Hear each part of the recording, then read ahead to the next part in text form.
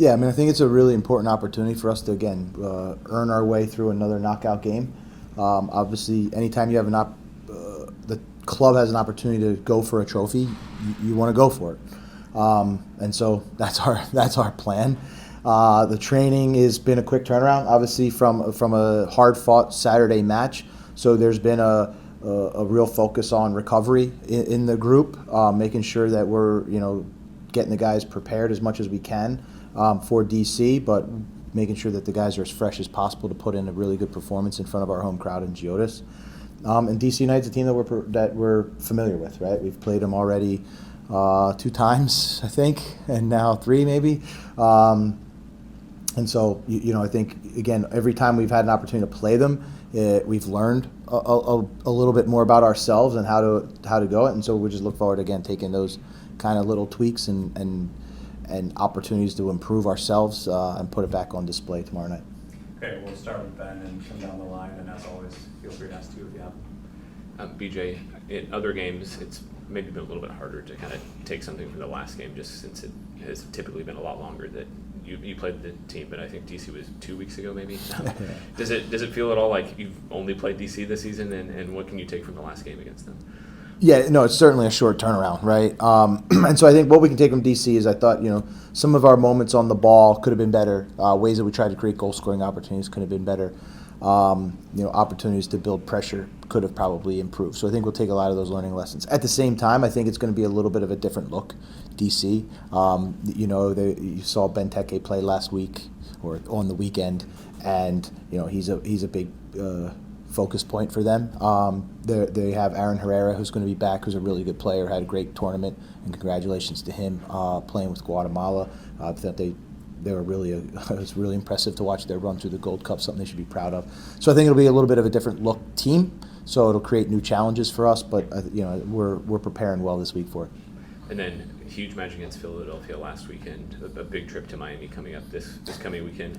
How are you attempting to kind of balance winning this game and putting out the strongest possible lineup while also kind of keeping an eye on maintaining form in MLS? Yeah, we kind of went through this same situation in May. And so we're leaning a lot about those experiences that we've had in May on how to sort of, keep guys fresh and balance this, I would say, your MLS season schedule and really being a competitive team and going for the Open Cup. So I think from there, we'll be able to field a really strong team. And our standards and expectations remain the same. If you want to be a top-level team and a club that really pursues trophies in your future, you're going to have to learn how to play congested schedules, and we're confident in the depth that we have in this team, and we're confident because we've seen guys step up, and it's going to be no different over the next couple matches. Yeah, BJ, I wanted to ask about Walker Zimmerman, Jacob Schaffelberg, both those guys coming out from the Gold Cup. I know Schaffelberg was out listed with a hip injury on Saturday. I guess what do you expect from him? Do you expect him to be and with Walker, when do you expect him to be available for you guys? Yeah, I mean Walker comes back fine. Jacob still is questionable with the hip. It's kind of we got to keep seeing how he responds each day. Walker's available for selection. Came back. Today was his first day in training. Had some travel delays through the storms we keep getting here in Nashville. So again, just a little bit. We'll figure that out by the end of the day or tomorrow. But again, for us, I think we can still be able to field a strong team. And what do you think were maybe the biggest things you were able to pick up from Saturday against Philadelphia? Just having to play 10 men. Having to play with 10 men, you went to maybe more of a compact system and really focus on taking away their set pieces and attacking from free kicks. How do you think that can help you against DC, knowing Benteke is such an aerial threat? Yeah, I mean I think for us it was the first time we played down a man, and so it was not an experience you want to have to go through, but when you go through it, you continue to learn from it. And one of the biggest takeaways I think is how we have to be able to play and compete and still keep a mentality of that we want to win games, even when you come up with some of that adversity. And when you look towards something like the Open Cup, there's an opportunity that this game goes 120 minutes, and that's not something that we're going to be fearful of. It's something that we're going to embrace and say if we have to go 120 minutes, we know that we can go all the way down to the last second, the last whistle, the last play of a game and still find a way to win. And and if we have to go to penalties, then we'll be prepared for that. So I think from us, it's just knowing the group has a strong mentality that we're willing to do whatever it takes for as long as it takes to find a way to get 3 points or to advance in the next round specific to the Open Cup. BJ, we were talking to Jack Maher earlier, and he mentioned the sort of now all the words you were saying, the belief is kind of coming true with this unbeaten streak that you have going on. What sort of conversations are you having with the players about this streak, and how important is it to just kind of have that something tangible to kind of hold on to? Yeah, and I don't so for us, I don't think we specifically talk about the streak. I mean, again, we talk about staying consistent, the way that we prepare, the way that we want to go about things, but at the same time, challenging ourselves to continue to elevate what we do. We're not asking anybody in this building to do more. All we're saying is, how do we continue to get better at the things that we already do, and really be focused on that. And that for all of us, it keeps us a little bit grounded, in the sense that there's always little things that we can incrementally get better at. And each time we go play, win, lose, or draw, we're able to extract, a couple elements, because each team's coming in to try and do something different and beat us in different ways. And that's just the beauty of it, that each new challenge that we get is an opportunity for us to get a little bit better, and it actually strengthens us and makes us a better team. And hopefully we can continue to get good results, but just kind of become a better team as we hit the home stretch. And then just on Tyler Boyd, obviously coming back from a very long-term injury, has there been any setbacks or updates in his situation and kind of coming back into the field? No setbacks, no real updates. He's sort of in pretty much the progression that we expected, where he's in elements of team training, the introduction to some of those, and then continuing to push just off to the side, but he's back on the field, training, and the progression that he's following is, I would say, as expected. Right. Do you enjoy the congested schedule? I know you talked about May, but now you've got 3 games in 8 days. Do you enjoy that? I think it's positive and negative. I think we all like the quick turnaround. We all want to be part of games, and so we do like that consistency. But at the same time, I'm probably someone who would rather spend a lot more time on the training ground working with the team, and we get a lot less of that on the field, and we have to do a lot more of that kind of in the video room. So for us, it's just a different challenge. But I think we all like to compete, so the more opportunities and the quicker the time we get to compete, probably the better. Correct. Obviously, Sam and Hani have delivered in a huge way for you guys in the goal department, but getting Jacob back, how important is that for you in developing some frontline depth and scoring? Yeah, I think as you go through a congested period, it's another really good player to come into the squad, create competition in the group, and then he has obviously a different profile. So it's another little button you can push when you have a profile like Jacob that can really, I would say, threaten the space behind, make defenses uncomfortable. And so, I think it's going to be a welcome back into the group. And again, I think we keep talking about it's just another player, him and Walker coming back, that can elevate what we're already doing here. And you already touched on it a little bit, talking about Open Cup being in these knockout games. Ultimately, you want to win the MLS championship. How much can these knockout games help prepare you for when playoff time gets here? Yeah, in any sort of scenario that you play, when it's one and done, there's an added element of urgency, I would say. And so anytime you can live through those experiences, they're going to pay dividends when if we have to go to the MLS playoffs and sort of live in that environment. And they come few and far between, right? You can't create that anywhere else. A regular season game doesn't have that. So you really have to be able to extract that information from the group and let them live those experiences and live that feeling of urgency in a knockout, and then you kind of bottle that up and try to reflect back on it when you need to use it again. So this tournament is very important to us. These knockout games like tomorrow night is really important because we know that hopefully we're successful, but either way we'll take it and hopefully earn the opportunity to apply it later in the season. We'll go to Charlie on the Zoom.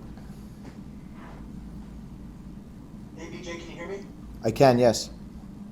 Hey, this is Charlie Bone from MLSsoccer.com. Thanks for your time. I'm writing about Sam this week, and I was just hoping I could ask you for maybe a little insight into what you've learned about him as a player and as a person this season, maybe a little bit about what makes him tick and how you've used that to kind of help him find his best level.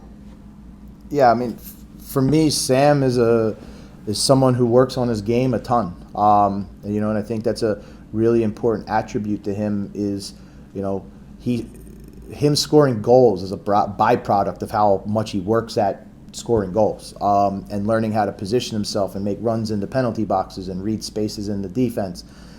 In addition, I think he's got a really good level of self-awareness about himself as to where he prefers to score from. And then collectively as a group, the group has responded in I would say setting him up and setting Hani up, and all the contributions that we've had throughout the year in goal scoring is that we want to put goal scorers in goal scoring positions. And we know where he likes the ball, and it's our job to sort of recreate those, I would say, scenarios as much as possible. I think his commitment to that is what has really, I think, stood out to me. And also, what would the Golden Boot, not only winning it, but maybe just having that chase, mean for both Sam and the team to kind of maybe have that little goal to strive for? I mean, I would say for us, we're much more focused on team goals. We know individual accolades, individual accomplishments, individual recognition for all of us will come if the team's successful. And I think we've really bonded behind that and that belief in this group that being focused on having a successful team season and representing Nashville and giving them as many wins as possible this city, then all of the other things will be extra for us. All right, thank you, Coach. Thanks, guys. We're right back with Alex Muyl. Great. Thanks, guys. Thank you. Yeah, I mean, like you said, I've been around this tournament for a good portion of my career. Got to play in a final, didn't win. So, the way I've always thought about the Open Cup is it's a great opportunity to win a trophy. Especially with the format now, 6 games I believe, and you're in a final, or 6 games and you win a trophy. So, for us, especially for a team that's hungry to bring the first trophy to this franchise, to this state even. It's a big opportunity and one that we're taking really seriously. Thanks, Alex. We'll start on this side. Sound good for you? Just talking about your offense with Jacob coming back, you guys have leaned hard on Hani and Sam.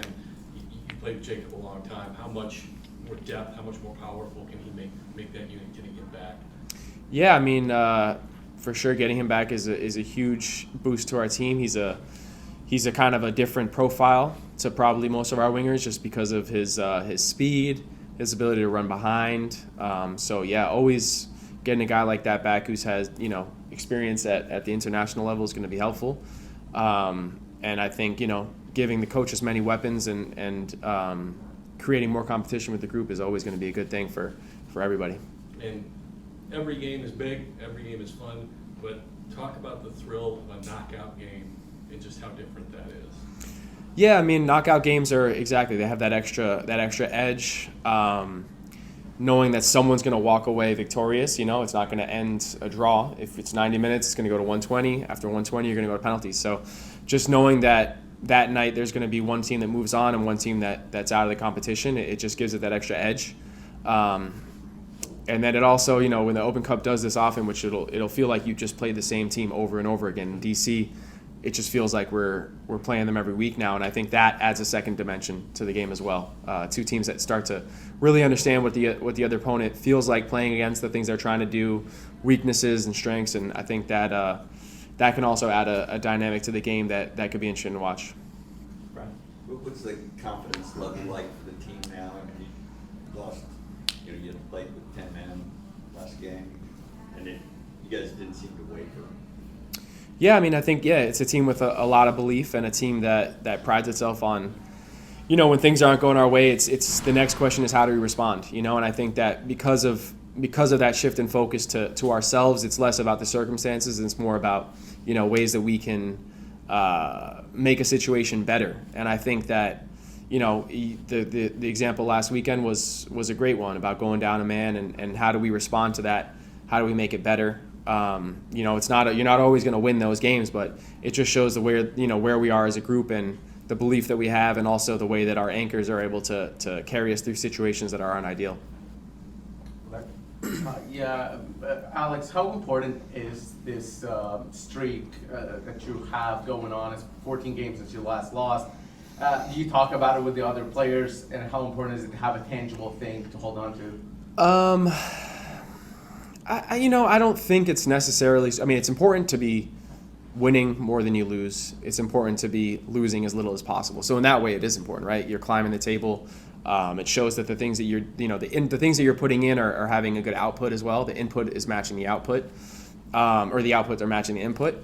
But I think that, in terms of, us talking to each other, or, making, the output, the results aren't what makes us know that what we're doing is on the right track. It's not, it's more about the feeling inside, the way that we feel ourselves improving, the way that we feel ourselves adapting to different situations. So, no, I think the only thing we said about the streak was we had a bunch of games in May, and, we were 2 or 3 games in, and we hadn't lost yet. And I forgot what month we were in. And I said, we're undefeated in June still. And so now every month, I say the next month we're still undefeated. So it's July, we're still undefeated in August. So I think that's, that shows how those things aren't matter. We could lose the next game, and it doesn't mean anything in terms of what we've done to get to this point. It's building on its own, and I think having that, understanding that if we lose, how we respond the next game is going to be all right. So Seattle was our last loss, and you saw how that was a rough game, and that didn't affect our next games, and then these wins also don't affect us. We're not taking our foot off the pedal. So. And then we've heard of goalkeeper unions or center back pairings. Do you and the other wingers, Johnny, Ahmed, Jacob, have some sort of a group that you share information, maybe try to learn from each other? Not really. I think attacking players, it's a little different probably than that, just because we get rotated more. But obviously in your positional group, you go through a lot of the same types of things, and you're aware of what your role is going to be going into each game. So we definitely share that. And then, with Johnny specifically going through his first professional red card, we're all there for him and telling him, he's still a good guy after all. Even though that temper is serious, but no, yes, I think we're as close to each other as we are, the rest of the group. Alex, maybe this is looking ahead a slight bit, but you had the Leagues Cup run in 2023, but for the last 3 seasons you've kind of struggled in July and August in MLS play. I guess how do you avoid that this season? I guess what do you feel is different about this year's team that could allow you to do that? Yeah, I don't know. I guess just continuing to trust the depth of the group. In these hot months, it can really wear and tear on you, so you need to count on the whole team. And I think, again, not getting too caught up in stats like that, just because the last 2 years have been one way. You could say, we struggled last year, why weren't we struggling this year? It's just those types of, the past doesn't affect necessarily the present, and it definitely doesn't affect the future. So I think that not worrying about things like that, continuing to push ourselves, continuing to find an edge, and just knowing that these summer months, these dog days of summer really do matter, because come the end of the season, there's a lot of points that are up for grabs in the summer. So I think just focusing on that and realizing that there's a lot to gain, and not worrying about losing, not worrying about things that have happened in the past. I guess what's been your perspective on just the connection of Hani and Sam up top? I guess what do you feel looks different about that pairing maybe this season? If anything. I don't know. I guess that's more of a question for those guys. I think just they're playing together more. They're understanding each other a little bit more, each other's tendencies, each other's the things the ways that they're able to be productive. So hopefully that's always going to pay dividends. They're both guys that I believe in and the whole group believes in a lot. I've seen Hani for a long time doing unbelievable things, and Sam is completely capable of the same. So having those guys on the team is always gonna be a productive and positive thing. Yeah, just looking back at the last 2 games that you played against DC, obviously the draw here and then getting away at their place, but it felt like maybe they were able to close things down a little bit more than other teams have against you. Just looking at those 2 games, what do you think they did well to maybe limit some of the chances, and how are you kind of hoping to counter that tomorrow? Yeah, I think that they, especially when they played here, it'll be interesting to see, because when they played at home, it was a little bit different. But when they played here, it was really, really compact. A lot of players behind the ball. wasting time from a really, really, really early point. So, just slowing the game down in those ways. The goalkeeper was really taking a lot of time. Every time they were fouled, it was taking a lot of time. Getting the ball in was taking a long time. And then, like I said, it felt like 11 players in their own, last 40 yards or so. But at their home, it was a little bit different. At both games, they were missing Benteke, so missing some guys. So getting those guys back is going to change things. But yeah, I think they keep it really compact. They play with a back five, so they have a lot of numbers back there. And it's not easy to necessarily to break them down, but it's good practice for us. It's good training for us, and they could come out and do something completely different. So as much as you want to rely on the experience you have against them, you have to be ready for them to make tweaks. And like I said, they have different players coming into the group could change the dynamic. And then you've kind of earned a reputation for just working really hard and covering a lot of ground. In the past, it feels like with this Nashville team, you were doing a lot of that work kind of off the ball. And this year, you guys have been able to kind of close out games with possession. And just how important has that been to give yourself and other guys maybe a bit of a rest and just kind of slow things down and hold on to the ball for longer stretches? Yeah, I mean, I think exactly, like, it's always going to be better to close the game out with the ball because you're just more comfortable. It puts less stress on you. And I think against the ball, it just adds stress. And when that piles on top of itself, it can ultimately you can bend and then break. I think being a more savvy team and being a team that's more that's put a real emphasis on the way that we build up and the way that we maintain and keep possession has allowed us to feel a little bit less pressure sometimes in those late stages of the game. So yeah, I think as much as we can continue to beat teams and finish games out with the ball, it's going to be obviously a good thing. We're going to have Charlie on Zoom. Hey Alex, this is Charlie Bone from MLSsoccer.com. I've been writing about Sam Sturridge this week, and I wanted to see if I could pick your brain a little bit. You played with some pretty good strikers over your career.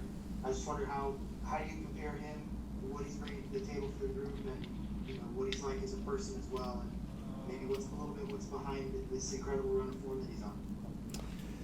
Yeah, I mean, I think he's from a physical profile, he's definitely interesting. He's quick, but he's also pretty tall. So he's got he's got that hybrid where he can do some hold up. He's pretty strong. He can do some hold up, but he can also stretch behind. A lot of guys struggle having both of those things, so he can do that. He's insanely high engine. Actually, I don't think that people realize how much ground he can cover and how much his work rate doesn't really dip throughout the game, and I think it's very impressive.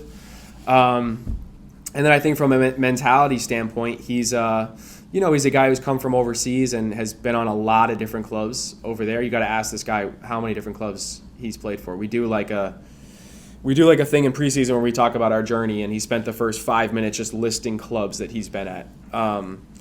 And I think that it's made him a little bit. It's made him strong mentally. Probably he's come into a lot of different groups, and it's probably made him strong. But also he hasn't had much consistency in one place maybe for extended periods of time. This is probably you'd have to check, but I think this is probably maybe the longest he's been in one place since he's been a pro. I'm not sure, but it feels like it, and you can see that he's becoming more comfortable and more just more.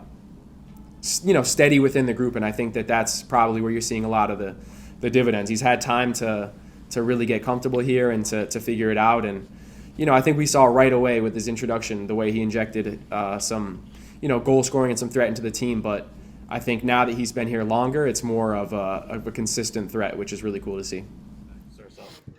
You guys are just a couple wins away potentially from making an Open Cup final. Just what does that feel like, and how are you guys trying to approach this game tomorrow? Yeah, we're bringing everything we got to it. I think that it's something that we've been determined for years to get our first trophy, and I think being able to thanks guys being able to do that, especially at home at Geodis, is something special. The fans showed out so well this past game, and so we need that energy again tomorrow. You guys have played DC a lot already this season. It feels like it was just yesterday you guys played them last time. Are you expecting anything different from them? Obviously a cup competition versus just a league game, it feels a little different. Yeah, I think that one big aspect for them in the past couple games that they didn't have was Benteke starting and playing, and most likely playing 90 minutes. So that's something we're certainly expecting, and we're up for the challenge. I think that whenever you get a chance to play against some of the best players in the whole entire league, and he's had an incredible career, you just live for those type of games and those big moments. Just Benteke specifically, I think his aerial stats are ridiculous. I think last year he was like 80 duels ahead of the next closest guy.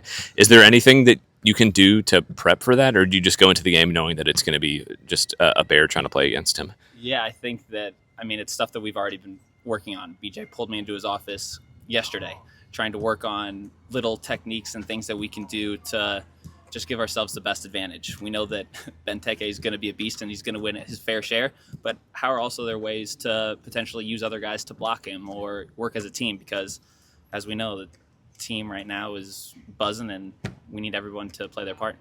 Last season was obviously not what you guys wished for, but for you personally, this season, what has been the biggest difference for your game, but also as a team?